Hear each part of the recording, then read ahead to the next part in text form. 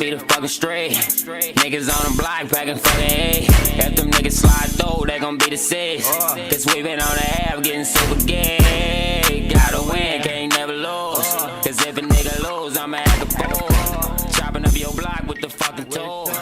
Laying niggas down, hide me on the nose. Right there in the middle of Compton. Wilmington and Rosecrans, you feel me, as they would say. Our family, we call our family Fruit Town, you feel me, you know? You know, you're part of the family, we're both part of the same family. But, you know, same shit, ain't nothing changed. It wasn't everyday childhood. We could have grew up anywhere and it would have been, you know, a normal upbringing to us. Yeah. But, you know, it's a blessing to grow up where I grew up at, the people I grew up with, and big homies and other people I had, influences I had, you feel me? Yeah, so as you do, I didn't grow up in the hood. I grew up in the mobs. But my family is from the hood. All my daddies and my uncles, they from the Fruit. So that's what. Well, initially I didn't even know I was getting put on Fruit Town. Literally, I'm trying to give you the 100 with you, nigga. I didn't know nothing about gangs, nothing. I just fuck with the homie G-Rail and Baby Lucky and fucking Dre, nigga. And they was my homies and shit. So I was like, fuck it.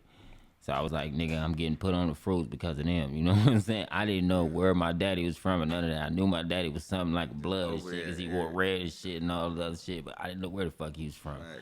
I'm like, shit. So when I got put on. Niggas did it. Exactly. But I was living in Looters, but all the nigga, Big June, Ray, nigga, gang of the older homies used to be over there all the time where I lived down on St. Louis Street.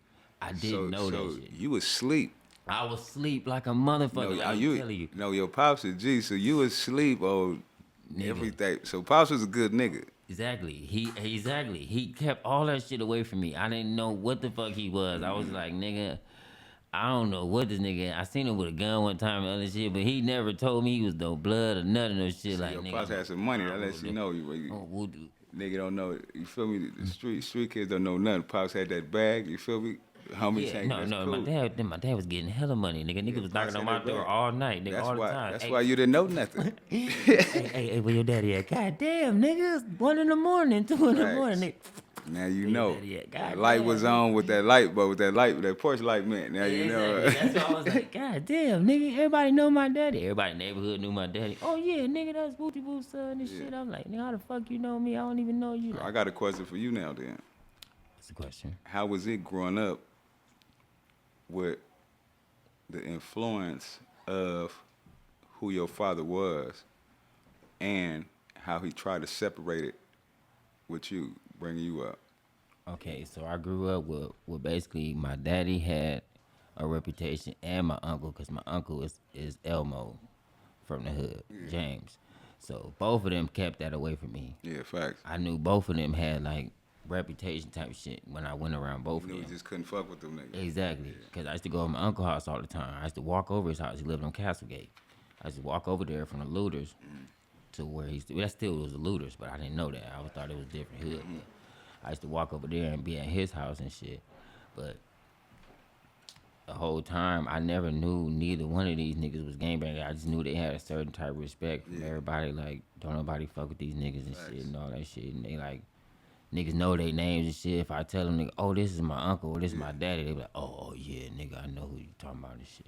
And it's crazy. It be like that, too. Every, like, nigga that was in the streets and had kids, you feel what I'm saying? Like, they had to separate that shit, bro, because they wanted some, other shit.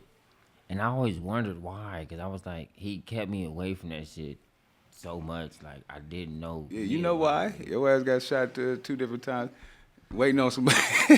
Exactly. I know why now, but I was thinking they should have told me. Because he told me in other senses, because he told me after he knew I got put on. My uncle told me. Yeah. He was like, man, he just shaking his head. He was just like, you don't know what you done done. So I'm like, man, what you talking about? It didn't turn out too fast for you. You made it, nigga. Shit, you still breathing. You got your podcast. You got the show and shit going. It's a blessing. Yeah, but it took me some learning too. You know what I'm saying? Because everything takes time, bro. You know what I'm saying? Everything takes time. Like you said, you gotta take time to learn, take time to figure shit out and all kind of shit. You know what I'm saying? This life, like I learned, it's like the corporate job world, real life. You feel me? Everybody don't want to go to work for 2 weeks before you get paid.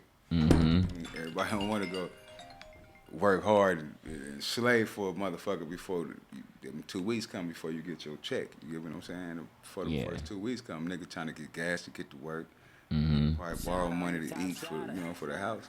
And 2 weeks come, the check come. Now you get in your flow within the next 6 months, and now you got your shit going. But don't nobody want to put in that work.